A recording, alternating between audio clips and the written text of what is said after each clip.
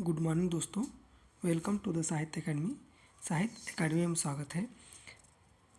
आइए हम लोग समास पर आधारित महामैराथन क्लास को देखते हैं। इसमें जितने भी प्रश्न हैं वह किसी न किसी एग्जाम में पूछे गए हैं और यह हमारी समास की चौथी वीडियो है और आप अवश्य देखें। चलिए आइए हम लोग शुरू करते हैं। प्रश्न है, चौमासा में कौन सा समास है? तो द्वंद्व समास, द्विगु समास, तत्पुरुष समास, कर्मधारय समास। इसमें से सही ऑप्शन हमारा होगा द्विगु समास। द्विगु समास में की पहचान होती है कि पहला पद जो है संख्यावाचक होगा और दूसरा जो पद होगा वो क्या होगा, समूह या समाहार की बात करेगा। तो देखिए, चौमासा में जो चार है वो संख्यावाचक है और मासा जो है, मासा में समूह या समाहार की बात हो रही है। तो यह जो है हमारा सही ऑप्शन द्विगु समास हो जाएगा। ठीक है, अगला प्रश्न देखिए, चरण कमल में कौन सा समास है? तो ऑप्शन ए कर्मधारय समास, ऑप्शन बी बहुब्रीहि समास, ऑप्शन सी द्वंद्व समास, ऑप्शन डी तत्पुरुष समास। तो कौन समास होगा बताइए। चरण कमल में कर्मधारय समास हो जाएगा चरण के समान कमल। ऑप्शन हो जाएगा चरण के समान कमल, या तो इसमें कर्मधारय समास हो जाएगा। ठीक है, देखिए अगला देखिए, अगला प्रश्न है आपके सामने, गुरुदेव में समास है। गुरुदेव में समास है तो अब देखिए, अव्ययीभाव समास, ऑप्शन ए अव्ययीभाव समास, ऑप्शन बी तत्पुरुष समास, ऑप्शन सी बहुब्रीहि समास, ऑप्शन डी कर्मधारय समास। तो गुरुदेव में समास है, बताइए। तो इसमें हो जाएगा तत्पुरुष समास, option C, option B right answer, option B. ऐसे ही अगला देखिए, बारहसिंघा में कौन सा समास है? बारहसिंघा में कौन सा समास है? ऑप्शन ए बहुब्रीहि समास, ऑप्शन बी कर्मधारय समास, ऑप्शन सी तत्पुरुष समास, ऑप्शन डी द्विगु समास। तो बारहसिंघा में सही ऑप्शन हो जाएगा ए बहुब्रीहि समास। कैसे होगा? तो आप देख सकते हैं कि 12 जो है वो संख्यावाचक है, सिंघा जो है एक दोनों पद में यहाँ पे बताया जाता है कि बहुब्रीहि समास की पहचान होती है कि जब प्रथम पद और उत्तर पद दोनों पद क्या हो, गौड़ हो और उन दोनों पद से मिला करके कोई तीसरा पद की प्रधानता हो तो वहाँ बहुब्रीहि समास होता है। इसलिए बारहसिंघा जो है बहुब्रीहि समास का उदाहरण है। चलिए आगे देखते हैं, नए क्वेश्चन की ओर बढ़ते हैं। क्वेश्चन नंबर 5, कर्मधारय समास। कर्मधारय समास का उदाहरण है तो ऑप्शन ए गगनचुंबी, ऑप्शन बी पाठशाला, ऑप्शन सी श्वेतपत्र, ऑप्शन डी नीलकंठ। तो सही ऑप्शन क्या होगा इसमें?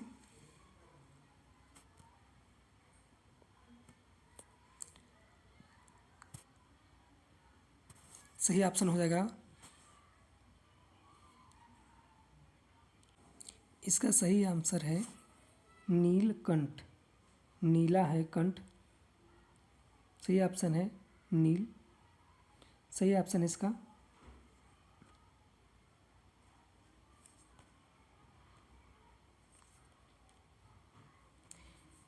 सही ऑप्शन है नीलकंठ। आइए अगला समास देखते हैं, परमानंद। परमानंद में कौन सा समास है? तो परमानंद में परमानंद में समास में देखें तो अव्ययीभाव समास, पहला अव्ययीभाव समास, दूसरा कर्मधारय समास, तीसरा द्वंद्व समास, चौथा बहुब्रीहि समास। तो आप बताएं इसमें से कौन सा समास है?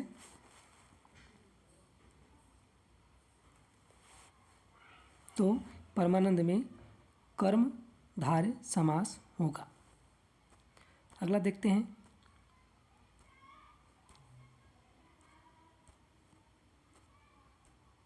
अगला देखिए, ब्रजपाणी। ब्रजपाड़ी में कौन सा शब्द है, कौन सा समास है? तो आप देखें, तत्पुरुष समास, दूसरा बहुब्रीहि समास, तीसरा द्वंद्व समास, चौथा द्विगु समास। तो ब्रजपाड़ी में आपका ऑप्शन होगा बी राइट आंसर, क्योंकि यह बहुब्रीहि समास है। ठीक है, अगला देखिए, प्रतिदिन। प्रतिदिन में कौन सा समास है? तो प्रत्येक दिन या दिनों दिन, तो यह क्या होगा? द्विगु समास। देखिए, द्विगु समास, कर्मधार समास, अव्ययी भाव समास, तत्पुरुष समास। तो इनमें से हो जाएगा अव्ययी भाव समास। Option C is right option. अगला देखिए, यथा रुचि। रुचि के अनुसार, अर्थात देखें समास बताइए कौन सा है? तो समास में अव्ययी भाव समास, तत्पुरुष समास, बहुब्रीहि समास, द्विगु समास। तो सही इसका आंसर होगा ऑप्शन ए अव्ययी भाव समास। ठीक है, ऑप्शन क्वेश्चन नंबर 10 देखिए, किस समास में दोनों पद प्रधान होते हैं? अब बताना है आपको कि दोनों पद की प्रधानता किस समास में होती है। तो आप बताएं इसमें से बहुब्रीहि समास, द्वंद्व समास, तत्पुरुष समास, कर्मधार समास। तो इसमें से दोनों पद की जो प्रधानता होती है वह होती है द्वंद्व समास, क्योंकि द्वंद्व समास के दोनों पद क्या होते हैं? प्रधान होते हैं। ठीक है, तो सही आंसर हो जाएगा इसका द्वंद्व समास। अगला प्रश्न देखिए, रातों रात में कौन सा समास है? तो रातों रात में कौन समास है? रातों रात में कौन सा समास है, तो आप बताइए। तो देखिए, अव्ययी भाव समास, द्वंद्व समास, द्विगु समास, तत्पुरुष समास। तो इसका सही आंसर हो जाएगा अव्ययी भाव समास, क्योंकि रातों रात में अव्ययी भाव समास ही है। अगला प्रश्न देखिए, पंचवटी में कौन सा समास है? अब आपको बताना है पंचवटी में कौन सा समास है। तो देखिए, द्विगु समास, तत्पुरुष समास, कर्मधार समास, अव्ययी भाव समास। तो द्वंद्व जो है पंचवटी में जो आपका इसमें आएगा द्विगु समास, क्योंकि द्विगु समास में क्या होता है, पंचवटी में द्विगु समास आएगा। ठीक है, और क्योंकि पंच मतलब 5, पहला पद संख्यावाचक हो जाएगा, और दूसरा पद जो है वटी जो है, वट माने वृक्ष, वृक्षों का समूह, वृक्षों का समूह। ठीक है, वृक्षों का समूह जिसे बोलते हैं बहुब्रीहि समास। ठीक,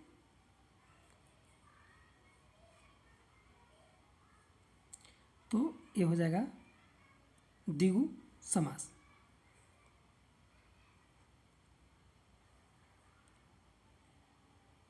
अगला देखिए, अष्टाध्यायी में कौन सा समास है? अष्टाध्यायी आपको बताना है कि अष्टाध्यायी में कौन सा समास है। तो आप बताइए।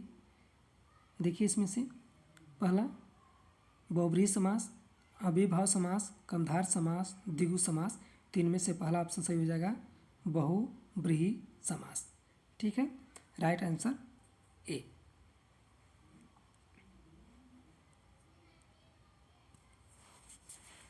अब घास फूस में कौन सा समास है?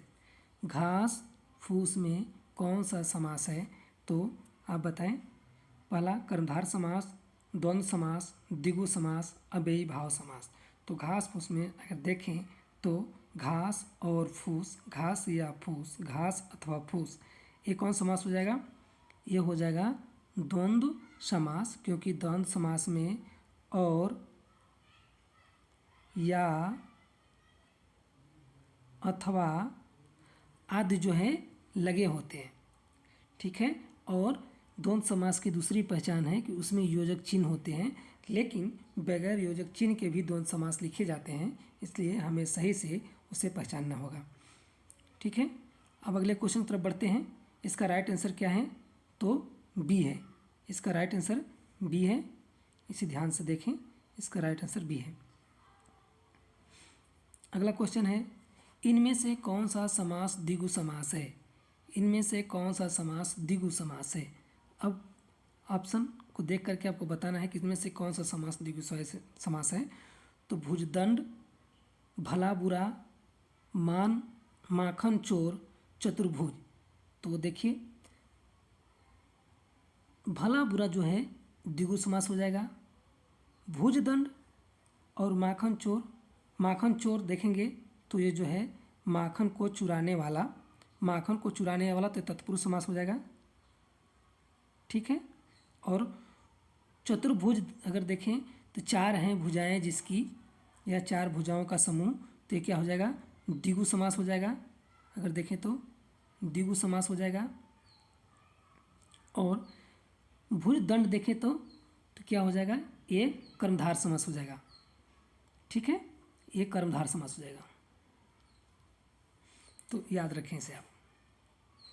अगला देखिए, जिस समास में पहला पद संख्यावाचक हो, पहला पद क्या हो संख्यावाचक होता है, वहाँ कौन सा समास होता है। अब बताना है आपको, जिस समास में पहला पद संख्यावाचक होता है उसमें कौन समास होता है। तो आपको पता ही है कि वह कौन समास होता है, वह द्विगु समास होता है। इसका राइट आंसर बी हो जाएगा। बहुवचन समास में दोनों पद क्या होते हैं, अप्रधान होते हैं। द्विगु समास में देखें तो बहुब्रीहि गलती लिखा गया है, ऐसे होगा। अगर द्विगु समास देखें तो द्विगु समास में पहला पद संख्यावाचक हो जाएगा, दूसरा पद क्या समूह या समाहारक हो जाएगा। तत्पुरुष समास में देखेंगे तो तत्पुरुष समास में इनके 6 भेद होते हैं जो किसी न किसी संबंध में बताते हैं।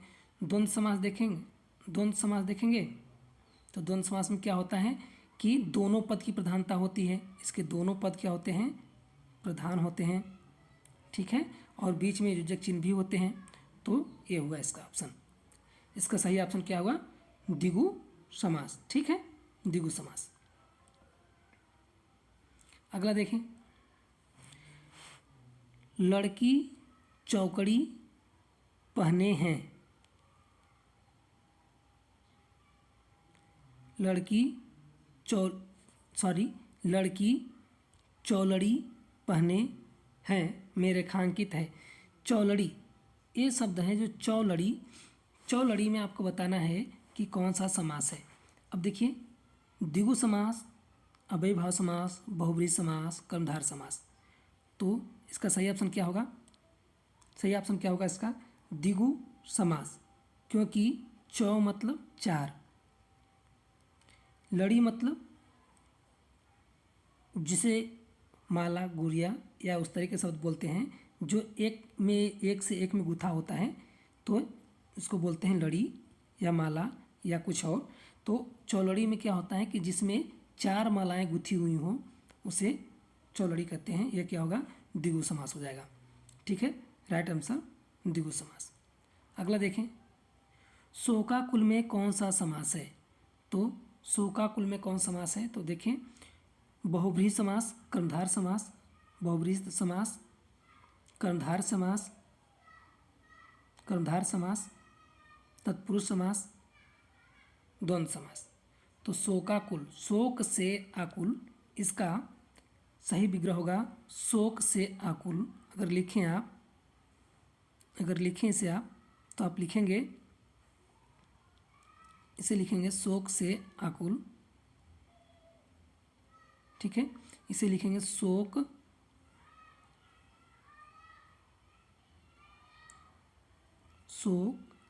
से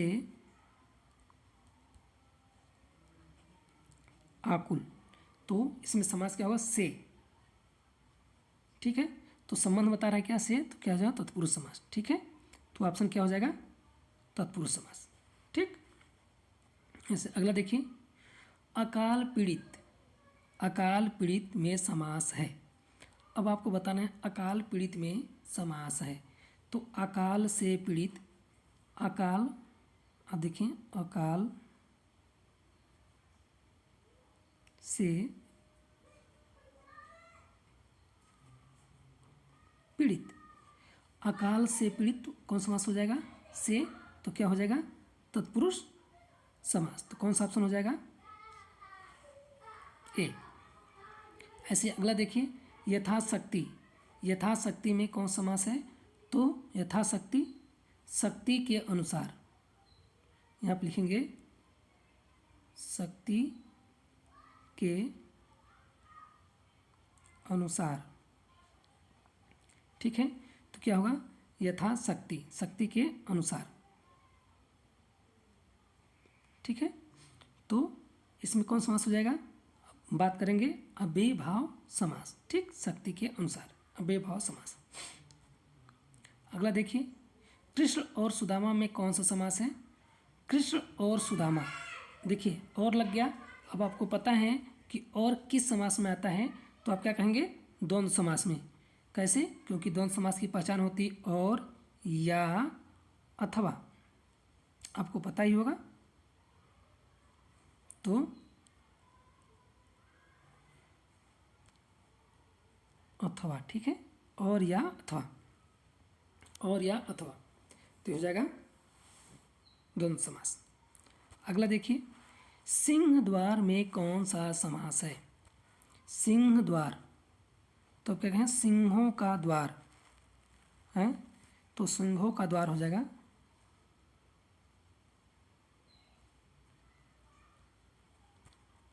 सिंहों का द्वार। ठीक है, द्वार, तो क्या हो जाएगा, सिंह द्वार, सिंहों का द्वार। ठीक है, तो कौन समास हो जाएगा, का। अब क्या लगाएंगे, तत्पुरुष समास, क्योंकि तत्पुरुष समास है इसमें। ठीक, तो ऐसे ही पर्ण कुटी में कौन सा समास है, तो पर्ण कुटी, अब देखें तो पर्ण कुटी में पर्ण दूसरा शब्द क्या है, कुटी, तो यहाँ पे क्या हो जाएगा, पर्ण कुटी में बहुव्रीहि समास हो जाएगा। ठीक है, अगला देखिए, नरभक्षी, नरभक्षी, नरभक्षी में देखिए तो इसका क्या होगा, नर को खाने वाला या नर का भक्षण करने वाला, नर का भक्षण करने वाला। ठीक है, नर का भक्षण करने वाला, तो क्या हो जाएगा, तत्पुरुष समास हो जाएगा। ठीक है, ऑप्शन सी। अगला देखिए, नीलोत्पलम, नीलोत्पलम होता है, नीलोत्पलम में कौन सा समास होगा, नीलोत्पलम में समास है, नीलोत्पलम में समास है, तो कौन सा समास हो जाएगा, आप देखें, नीलोत्पलम में समास है, बताइए, कर्मधार समास, बहुव्रीहि समास, द्वंद्व समास, द्विगु समास, कौन समास, तो इसमें समास हो जाएगा कर्मधारय समास। कौन समास हो जाएगा, कर्मधारय समास। अब कैसे, सॉरी गलत क्वेश्चन आ गया। नीलोत्पलम में समास की बात करें तो आएगा कर्मधारय समास। वो कैसे, क्योंकि नीला मतलब नीलोत्पलम, देखिए नील, नील क्या होता है, मतलब नीला। ठीक है, नीला जो है रंग हो गया, और दूसरा उत्पलम का मतलब होता है कमल,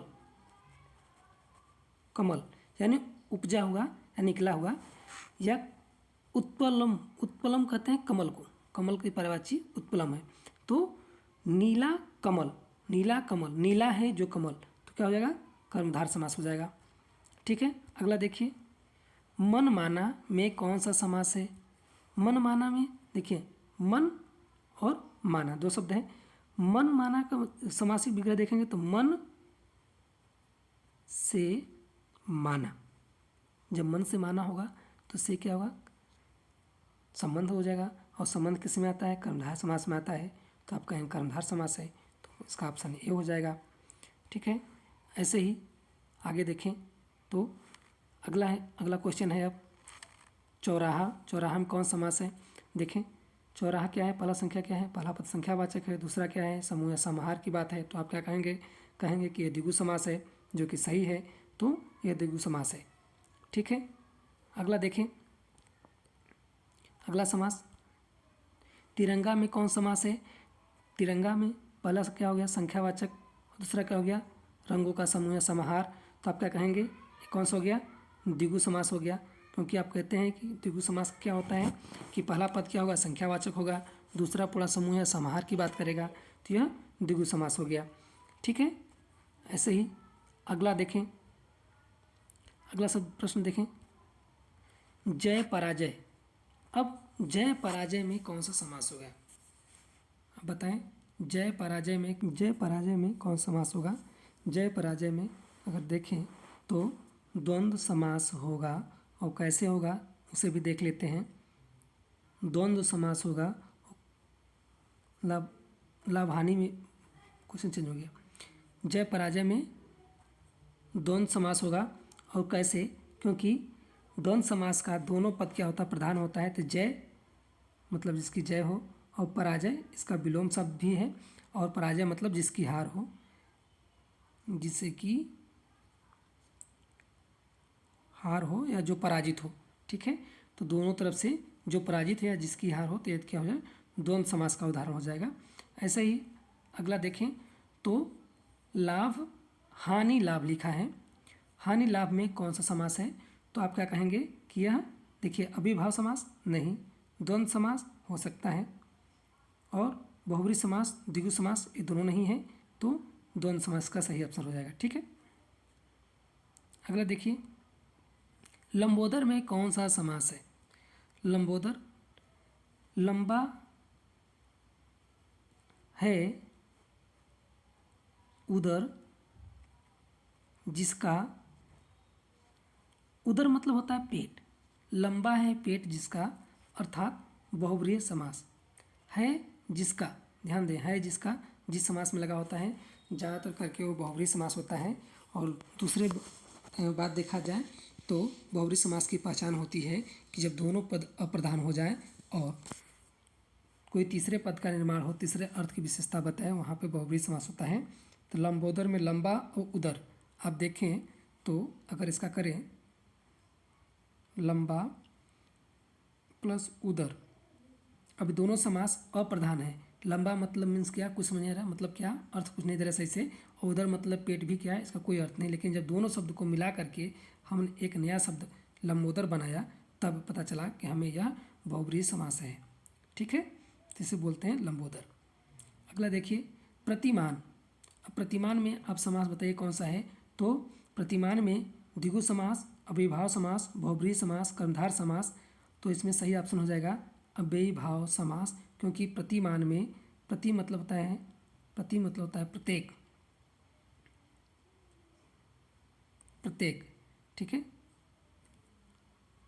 प्रत्येक। ठीक है, प्रत्येक, प्रति का मतलब होता है प्रत्येक, मान मतलब मान, प्रत्येक का मान। तो अव्ययीभाव समास हो जाएगा यहाँ पे, तो ऑप्शन बी सही हो जाएगा। अगला देखें तो अगला समास क्या है, सरासर। सरासर में कौन समास है, तो सर और सरासर। सर और सर, देखिए सर और सर अगर कहें तो ये सर और सर देखें करके देखेंगे, सर और सर, सर और सर होता है। ठीक है, तो आप कहेंगे और सर और सर करेंगे तो यहाँ पे अव्ययीभाव समास होगा। राइट आंसर इसका अव्ययीभाव समास होगा, तो सही आंसर इसका अव्ययीभाव समास हो जाएगा। और विग्रह सर और सर होगा। अगला देखिए आजन्म। आजन्म में कौन सा समास है। आजन्म बहुब्रीहि समास, द्विगु समास, अव्ययीभाव समास, कर्मधार समास। तो आजन्म में कौन समास है आप बताएं। तो सही समास हो जाएगा बहुब्रीहि समास। ठीक है, आजन्म में बहुब्रीहि समास हो जाएगा जन्म से। ठीक है, तो अगला देखिए पंचानन। पंचानन में कौन समास है, पंचानन। देखिए पंच मतलब पाँच हो गया, पाँच प्लस आनन मतलब मुख, आनन मतलब मुख होता है। ठीक है, मुख, तो पाँच पंच मुख, जिसके पाँच मुख हैं, जिसके पाँच मुख हैं तो क्या हो जाएगा बहुब्रीहि समास। अब अगर आप ऐसे करके देखेंगे तो आप कहेंगे कि यह द्विगु समास हो जाएगा, लेकिन जबकि नहीं, ये द्विगु समास नहीं, यह बहुब्रीहि समास है, क्योंकि पंच मतलब कोई विशेष अर्थ नहीं दे रहा और मुख भी अपना पूर्ण अर्थ नहीं दे पा रहा है। इसलिए जब दोनों पद अप्रधान हो जाते हैं और उससे मिलकर कोई तीसरा पद बनता है तो उसे बहुब्रीहि समास कहते हैं, इसलिए यहाँ पंचानन जो है बहुब्रीहि समास है। ठीक है, अगला देखिए। तो बस ये वीडियो ही समाप्त करते हैं। आई होप कि ये वीडियो आपको पसंद आया है और इस वीडियो को शुरू से अंत तक जरूर देखें और इस चैनल को लाइक सब्सक्राइब जरूर करें।